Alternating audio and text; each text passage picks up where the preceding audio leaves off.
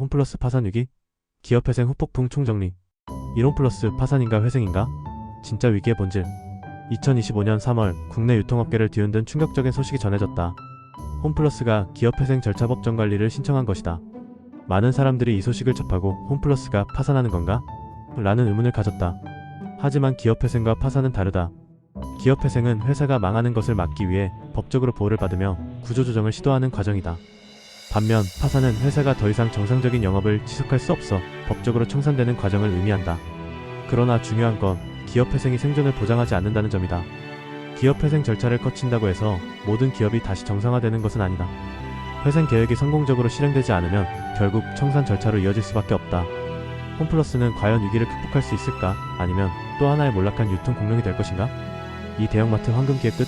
홈플러스는 왜 무너졌나? 홈플러스의 위기는 단순한 경영 실패가 아니다. 이는 국내 대형마트 산업 전반이 겪고 있는 구조적 문제의 결과다. 한때 대한민국 유통업계의 최강자로 군림했던 대형마트는 이제 점점 경쟁력을 잃어가고 있다. 온라인 쇼핑의 급성장과 오프라인의 몰락. 한때 소비자들은 주말이면 장바구니를 들고 대형마트를 찾았다.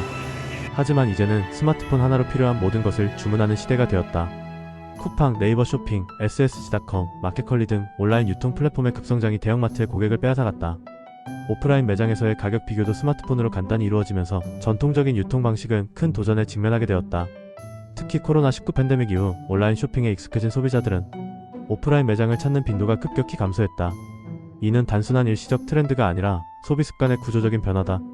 오프라인 유통업체들이 단순한 가격 경쟁력만으로는 이러한 변화를 막을 수 없다. 홈플러스의 전략적 실패. 이마트와 롯데마트는 온라인 사업에 적극 투자하며 디지털 전환을 시도했지만 홈플러스는 여전히 오프라인 중심 전략을 유지했다. 그리고 그 결과는 온라인 시장에서 뒤처지고 오프라인 시장에서는 점포 축소라는 악순환으로 이어졌다. 또한 홈플러스의 점포 운영 방식은 소비자의 변화된 쇼핑 패턴을 반영하지 못했다. 많은 대형마트가 체험형 매장으로 변신하고 있는 반면 홈플러스는 기존 운영 방식을 고수하면서 고객 유입이 줄어들었다. 이는 매출 감소로 이어졌고 결국 수익성 악화를 초래했다. 점포 매각 해결책이었을까? 홈플러스는 지난 몇 년간 적자를 줄이기 위해 여러 개의 점포를 매각했다. 하지만 매장을 줄인다고 해서 온라인 경쟁력이 생기는 것은 아니었다. 오히려 매출 기반이 약해지고 소비자와의 접점이 줄어들면서 브랜드 파워가 약화되었다. 결국 점포 매각은 단기적인 현금 흐름을 확보하는 데는 도움이 됐지만 근본적인 해결책이 되지는 못했다. 이제 홈플러스는 단순한 구조조정이 아니라 근본적인 혁신이 필요한 상황이다. 단순히 비용을 줄이는 것이 아니라 소비자들이 원하는 서비스를 제공할 수 있도록 사업 모델 자체를 변화시키는 전략이 필요하다. 3홈플러스 기업회생, 소비자는 어떻게 될까? 기업회생 절차에 들어간다는 것은 홈플러스의 정상 영업이 불투명하다는 것을 의미한다. 그렇다면 소비자들은 어떤 영향을 받을까? 이론플러스 상품권 지금 써야 할까?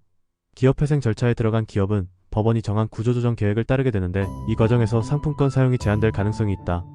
과거 이랜드의 뉴코아 백화점이 법정 관리에 들어갔을 때 소비자들은 보유한 상품권을 사용할 수 없어 큰 피해를 본 사례가 있다. 홈플러스 상품권이 있다면 빨리 사용하는 것이 안전하다. 이 홈플러스 매장 계속 운영될까? 법원은 기본적으로 영업을 유지하는 방향으로 기업회생 절차를 진행하지만 수익성이 낮은 점포들은 추가로 폐점될 가능성이 있다. 홈플러스는 이미 16개 점포를 추가 폐점한다고 발표한 상태다. 3. 멤버십 엔드 포인트 사라질 수도 있을까? 대부분의 기업회생 기업들은 기존 고객 혜택을 축소한다. 멤버십과 포인트가 유지될 가능성이 크지만 사용 조건이 변경될 수도 있다. 4. 금융시장 및 투자자들은 어떻게 반응해야 하나? 홈플러스 채권 투자자들 손실 가능성은? 기업회생 절차가 시작되면서 홈플러스의 신용등급은 A3-에서 디디폴트로 추락했다. 즉 홈플러스가 발행한 채권을 보유한 투자자들은 원금 회수를 장담할 수 없는 상황이 되었다. 대형마트 리츠아리 ITS 투자자도 긴장해야 홈플러스의 부동산 자산을 기초로 한 리츠아리 ITS 상품도 영향을 받을 수 있다. 대형마트 기반 리츠 상품을 보유하고 있다면 현재 상황을 면밀히 분석해야 한다. 5. 홈플러스의 미래 과연 살아남을 수 있을까? 홈플러스는 법원의 자구책 회생 전략을 제출한 상태다. 하지만 경쟁 업체들과 비교했을 때 홈플러스의 생존 가능성은 불투명하다. 홈플러스가 회생하려면 온라인 유통에 대한 과감한 투자 앤드 디지털 혁신 이걸 할 수 있을까? 오프라인 매장을 체험형 쇼핑 공간으로 변화 이것도 할 수 있을까?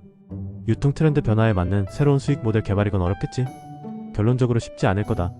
홈플러스의 미래는 단순한 구조조정이 아닌 시장 변화에 대한 선제적 대응과 혁신에 달려있다.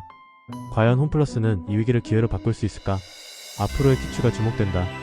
오늘 영상이 도움이 되었다면 구독과 좋아요를 진행해줘. 그럼 다음에 또 만나자. 굿바이.